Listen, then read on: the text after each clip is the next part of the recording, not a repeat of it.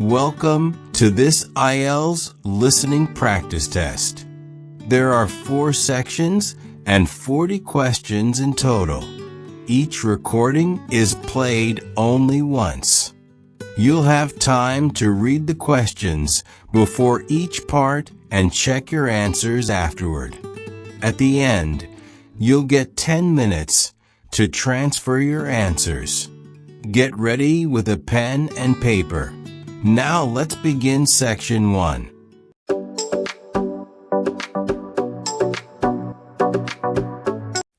Section 1. You will hear a telephone conversation between a customer and the receptionist at a courier company. First, you have some time to look at questions 1 to 8.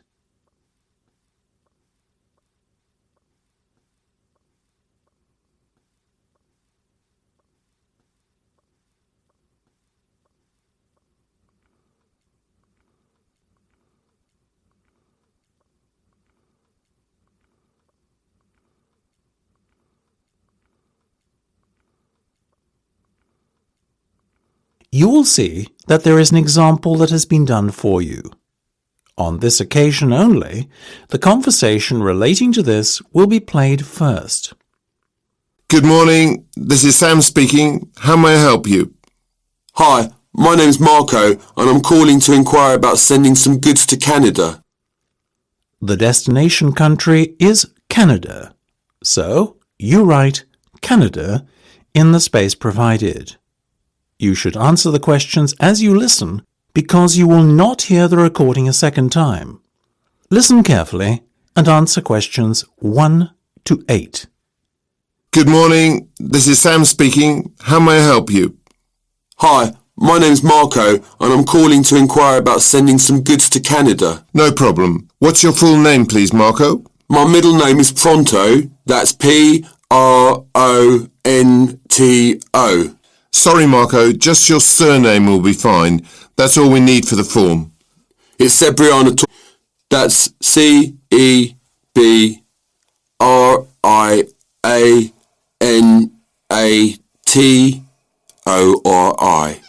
Great, and your address, please? I live on Grimsby Place. Grimsby Place, okay. But wait, you mean the address from where the goods will be collected? Right. In that case, I better give you my mum and dad's address. My stuff is there temporarily until I make the move. Same street, house number 25 in Grimsby, and the postcode is GB8 6BY. Now, Marco, tell me what you'd like to have shipped. I'm moving to Canada, so I have a fairly big container for my belongings, you understand. Of course. What are the dimensions? It's 2 meters high, 1.5 across, and 3 meters long. My, that's huge. Tell me about it. Moving day is going to be a nightmare. And what will this container contain then? Well, to start with, there's my television.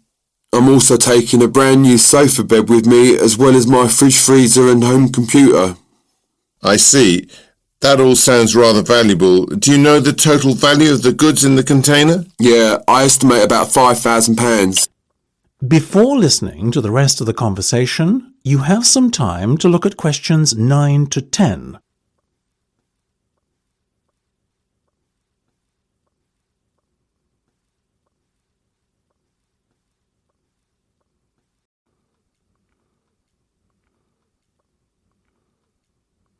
Now listen and answer questions 9 to 10. Excellent. Now, shipping to Canada is not by any means cheap these days, so this is going to cost you £500? That would nearly pay for a new TV and sofa. It's a lot of money, isn't it? But as I said, shipping is an expensive business. How do you intend to pay then, Marco? Credit card, okay? Fine. I assume you are the card holder. Actually, it's my sister's account. Mine is a little tight for me at the moment with the expense of the move, so it's either a case of ask sis or ask the parents. Which would you choose? I see what you mean. Okay, I'll take the details in a moment and confirm the collection date.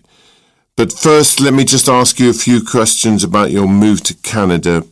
The Canadian government requires all shipping companies to carry out a thorough check before agreeing to ship goods into the country. And part of that check is a personal profile of our customers, you see. So, why are you moving to Canada? My girlfriend's Canadian. I'm going to live with her. And what will be your employment status over there? Well, I'm travelling on a working holiday visa, but I hope to secure a work-sponsored visa shortly after arrival. I see. A holiday visa? No, a working holiday visa. That allows me to stay in the country for 12 months as opposed to 60 days with a holiday visa. Okay, no. That's the end of section 1. You have half a minute to check your answers.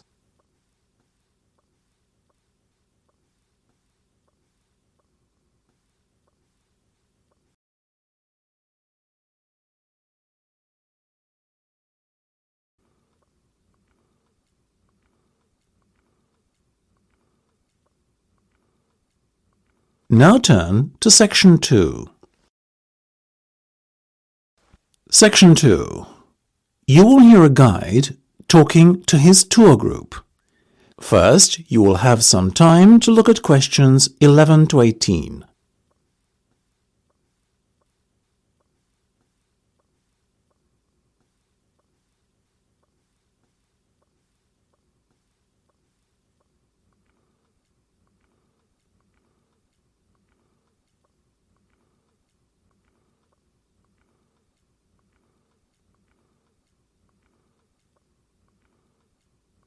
Now listen carefully and answer questions 11 to 18.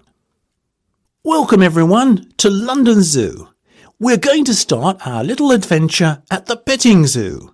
That's the enclosure just up ahead before you come to the zebras and elephants.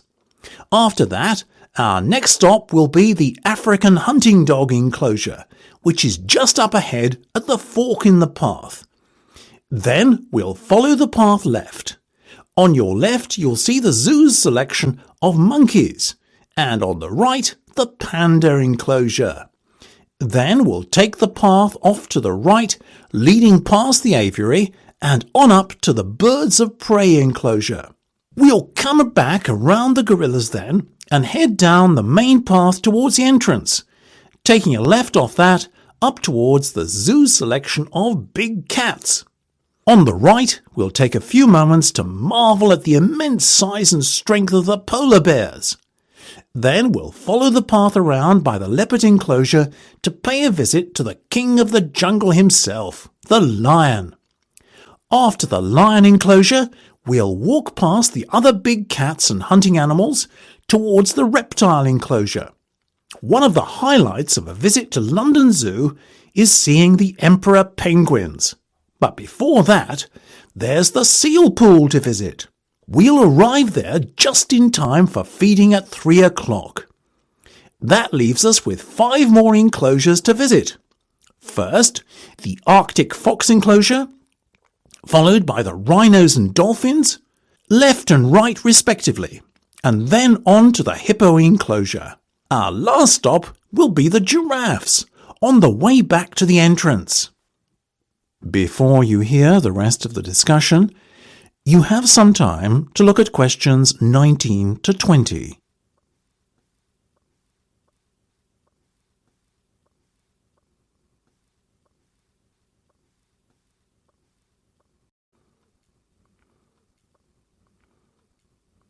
Now listen and answer questions 19 to 20. Now, after our little tour, I'd like to take you all back to the information centre located at the entrance to the zoo. Here you can learn lots more about the animals you've seen during the day. As part of your tour package, I'm going to give everyone a voucher for the Zoo Cafe. That covers a light snack up to the value of £3 and tea or coffee or a soft drink for the kids. If you want to get a full meal, you will have to pay the difference. The voucher also includes a free ride on the zoo locomotive, a little train that goes all around the zoo. The little ones will love this. and I highly recommend it as a way to round off the day. Don't forget you can purchase souvenirs in the zoo shop. As a member of this tour group, you will receive a 10% discount on all purchases under £40 in value and 20% off purchases of £40 or more. If you are thinking of coming back to the zoo again in the near future, you may also want to consider purchasing our season ticket, which is on special offer at the moment with 40% knocked off the price. So I think that's all the bases covering what we needed. That's the end of section 2. You have half a minute to check your answers.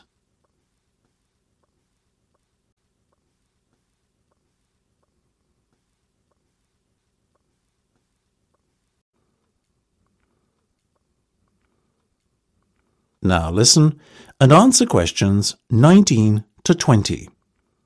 Now, after our little tour, I'd like to take you all back to the information centre located at the entrance to the zoo. Here you can learn lots more about the animals you've seen during the day. As part of your tour package, I'm going to give everyone a voucher for the Zoo Cafe. That covers a light snack up to the value of £3 and tea or coffee or a soft drink for the kids. If you want to get a full meal, you will have to pay the difference. The voucher also includes a free ride on the zoo locomotive, a little train that goes all around the zoo. The little ones will love this, and I highly recommend it as a way to round off the day. Don't forget you can purchase souvenirs in the zoo shop. As a member of this tour group, you will receive a 10% discount on all purchases under £40 in value and 20% off purchases of £40 or more.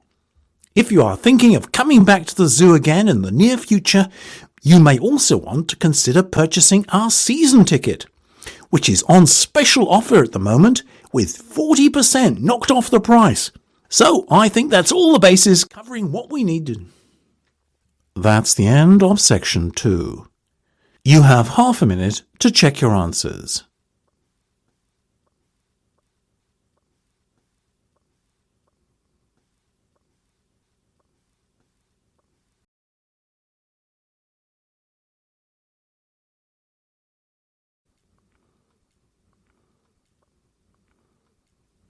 Now turn to section 3.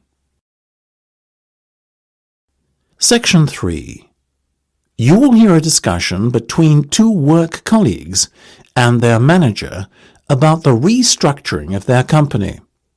First, you have some time to look at questions 21 to 25.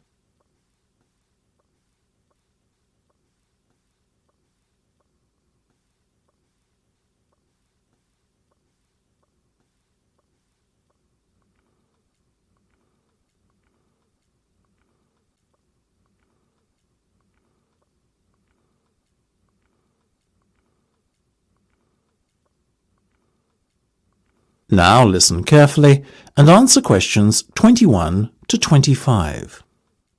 Come in, both of you. I believe you wanted to talk to me about something, is that right? Yes. Basically, all the staff are concerned about what the restructuring of the company is going to mean for them. None more so than myself and Nam, as we are the newest members. Oh, as I said to all staff at the meeting last week, there's no cause for concern. There will be no compulsory redundancies. All redundancies will be on a voluntary basis. Yes, we understand that, but to tell the truth, we just want a little reassurance that our jobs are safe. Look, Anne and Penny, the company isn't going to be short-sighted and let its bright young minds go. Besides, we've already met our target for the number of voluntary redundancies we want to secure. In fact, there's a waiting list.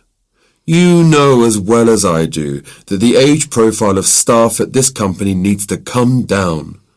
A lot of our employees are close to retirement age and are just going through the motions until they can take their pensions. That's why we decided on this redundancy initiative. We want to encourage those that would be happy to leave to do so and employ younger, more motivated staff.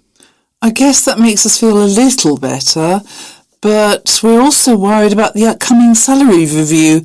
What will it mean for us?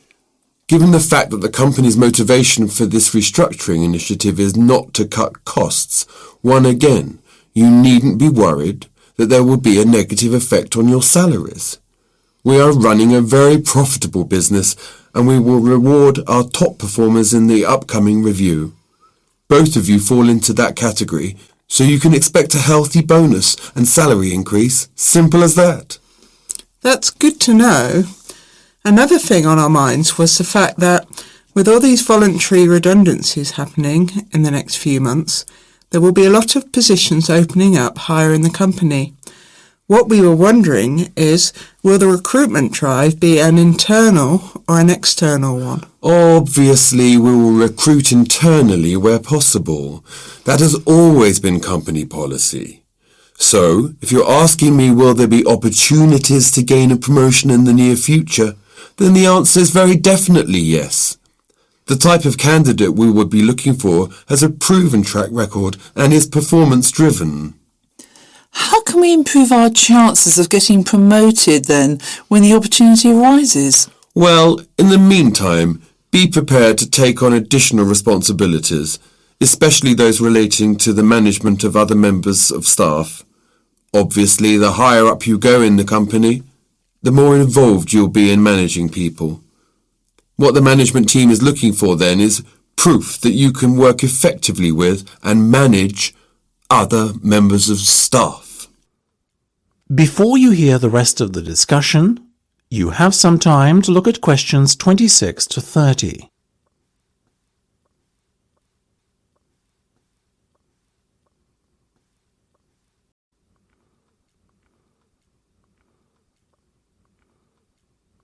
Now listen and answer questions 26 to 30. One more thing. Go on. This project you've given us to manage, is it a test of our abilities? I guess you could say it is a test of sorts, but look at it more as a chance for you to prove yourselves. Actually, now that I have you both here in private, can we talk about that a bit? Of course. Okay, Penny, let's start with you. Has the timescale been agreed yet? Yes. You said we have a total of 8 weeks to bring the product to launch. So we've decided to allocate 3 weeks at the beginning to product research and prototype testing. Very good. Then after that, we are going to spend a further 3 weeks formulating our marketing strategy and doing some research and testing on a sample of the target market itself to get some feedback. And presumably the last 2 weeks will be devoted to the launch? Exactly. Now, let's talk estimated costs. Well, you've given us a total budget of £100,000. Of that, we're allocating 50% to product development and testing, a further 25% to marketing, and £25,000 will be spent on the launch. Penny, give me a breakdown of the launch costs, would you? Sure. £10,000 will be spent on hiring and decorating the venue, £10,000 will be spent on promotional work, and the remaining money will be used to pay for catering and administrative costs. I'm very happy with that, to be honest. As I said, you guys should stop worrying. You're doing a fantastic job, so keep it up. That's the end of section 3. You have half a minute to check your answers.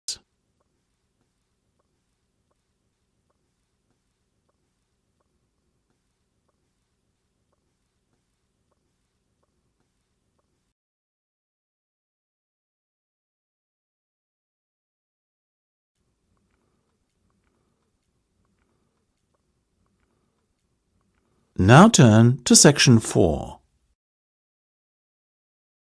Section 4. You will hear part of a talk about how to attract birds to your garden. First, you have some time to look at questions 31 to 40.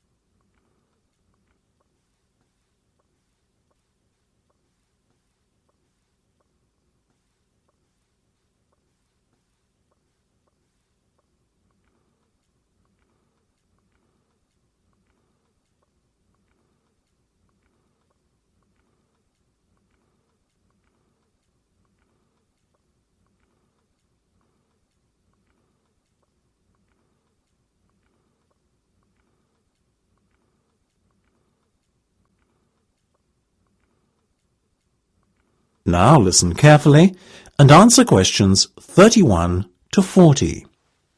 The best way to attract birds to your garden is by satisfying their basic needs, which are the need for water, the need for food, and the need for safety. Birds drink water and bathe in it, and many also use it to make mud to build their nests. A simple bird bath, which can be nothing more complicated than a shallow dish, will therefore attract birds. Don't use tin pans, as these get hot under the heat of the sun.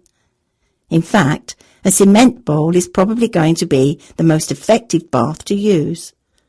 But make sure that it is no more than 6.5 centimetres deep. The best time of all to attract birds to your garden, and indeed the time when they need your help most, is during the winter season. During summer, birds can find most of their food on their own, and are largely self-sufficient. In winter, however, they benefit greatly from the help of their human friends. Often, when it is cold, an ice or frost crust may form over the ground, covering the birds' natural food supply. It is when this happens that they really need your help with feeding. It is probably best, though, to start feeding from late autumn onwards. That way the birds will become used to finding food in a certain spot.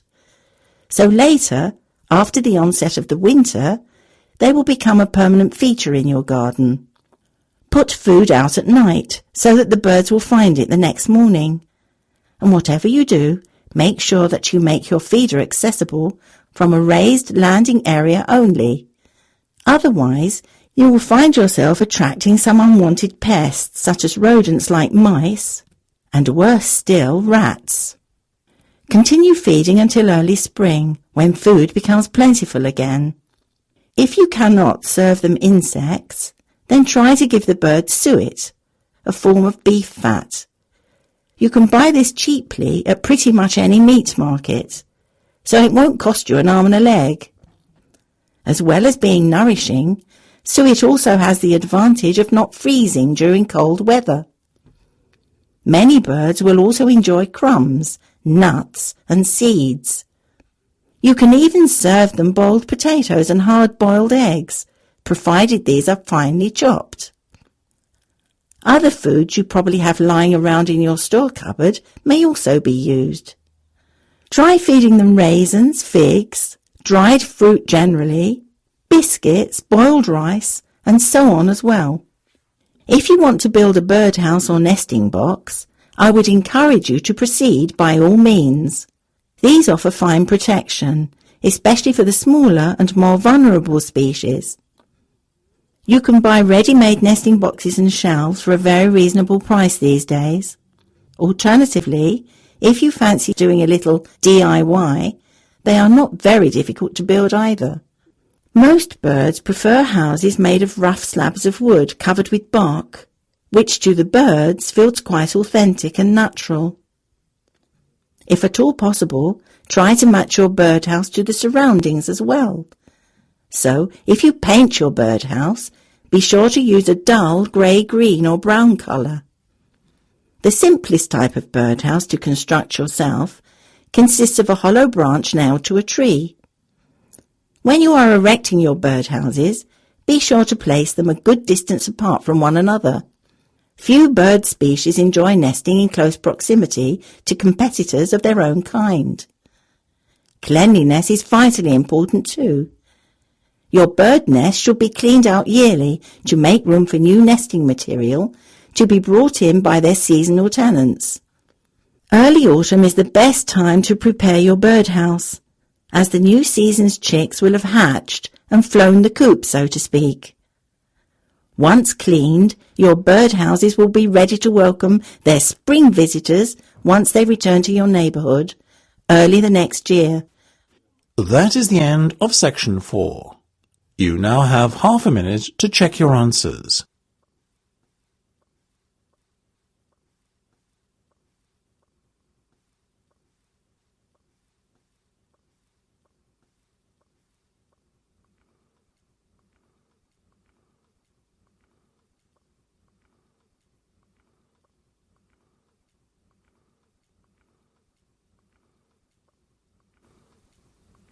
That is the end of the listening test.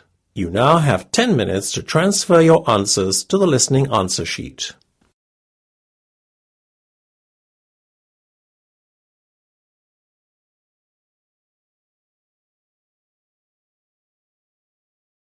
That is the end of the listening section.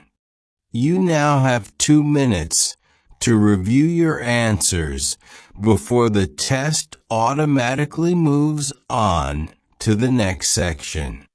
Please take this time to check your answers carefully.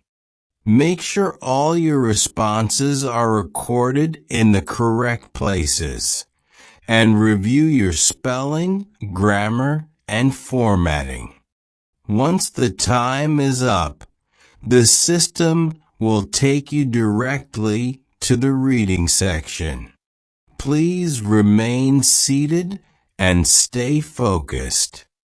The next section will begin shortly.